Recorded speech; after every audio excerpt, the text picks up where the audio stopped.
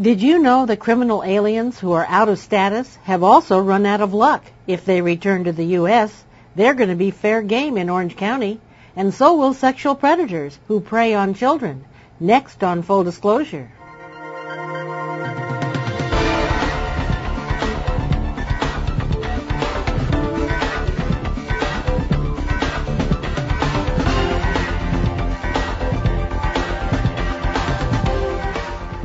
Since 1979, the Los Angeles Police Department has had a don't ask, don't tell, don't arrest policy regarding illegal immigrants, known as Special Order 40. This policy has prevented the LAPD officers from enforcing U.S. immigration laws.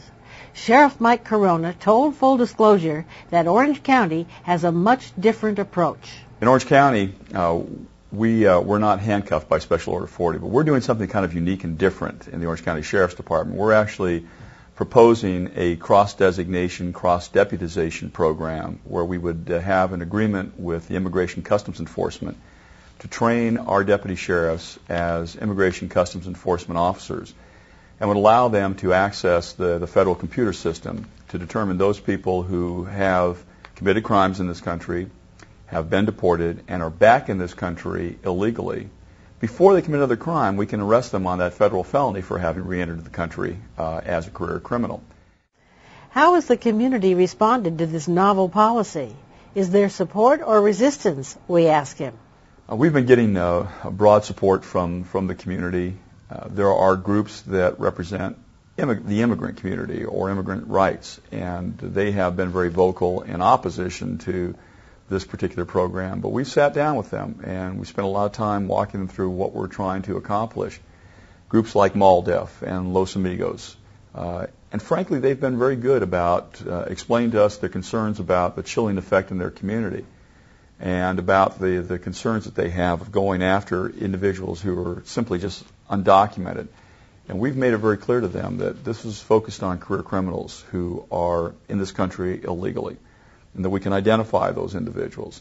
And frankly, those people, those illegal individuals, people who are in this country illegally, will prey on other undocumenteds who frankly aren't showing up on anybody's radar screen because they won't go to law enforcement.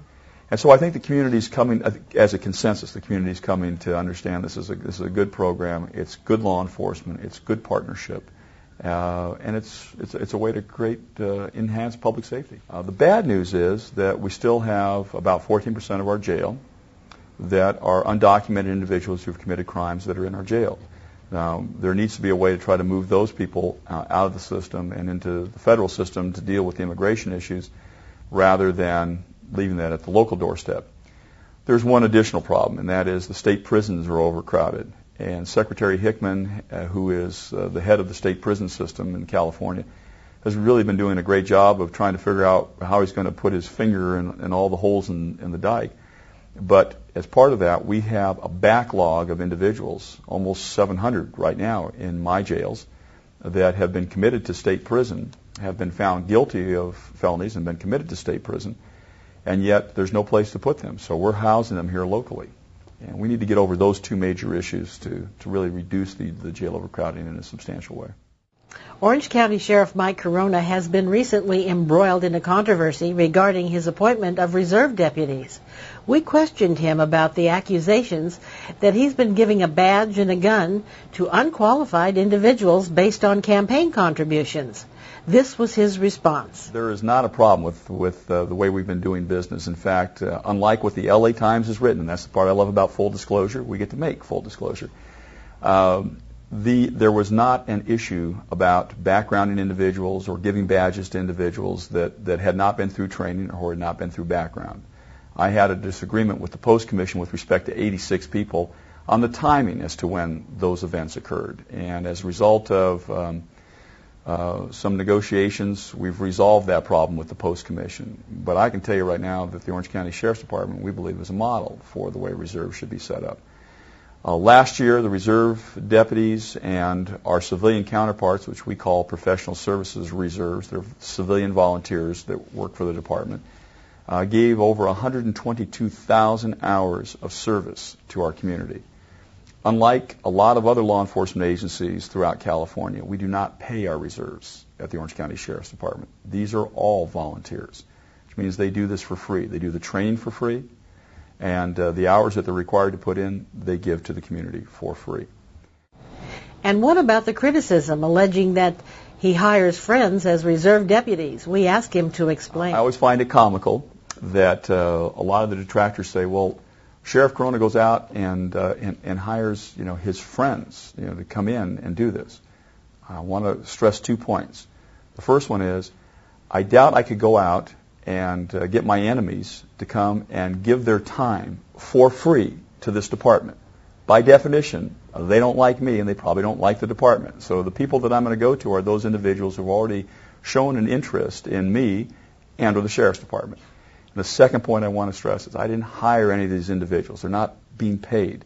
These individuals have to go through specific training.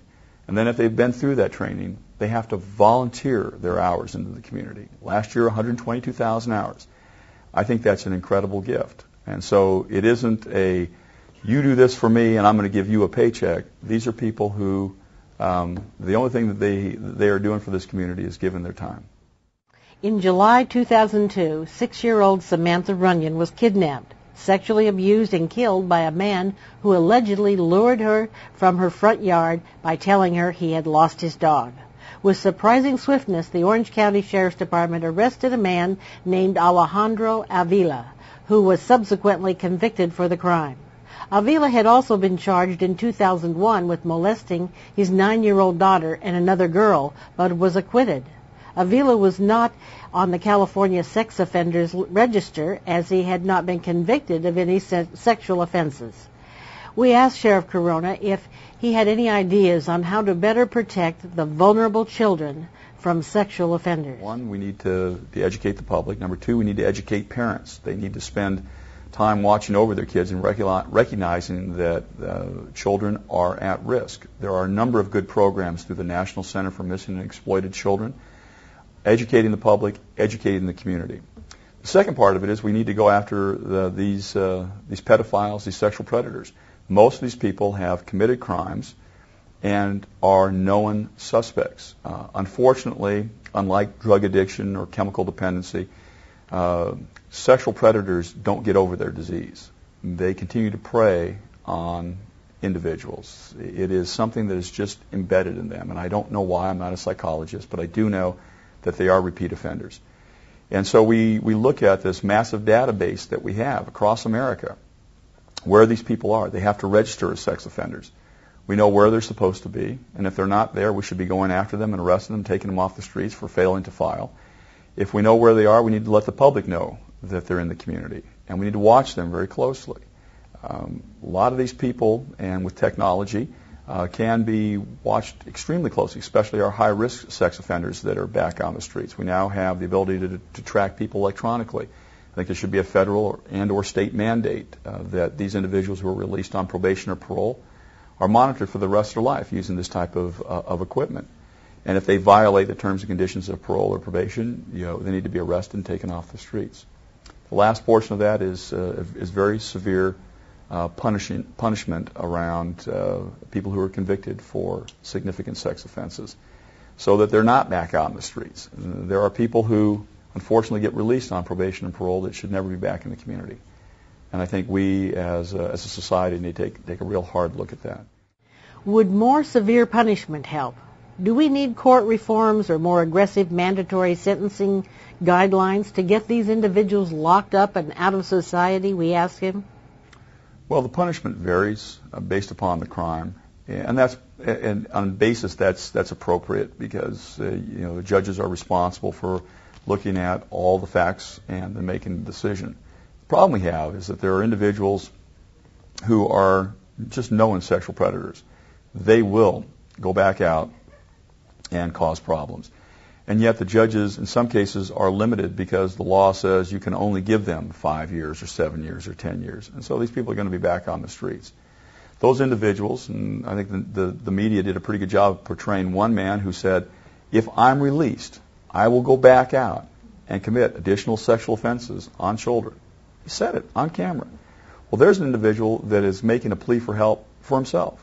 leave me in jail because I can't control my actions. Those individuals need to be locked up for the rest of their lives. And there needs to be a way for the justice system to allow that to occur.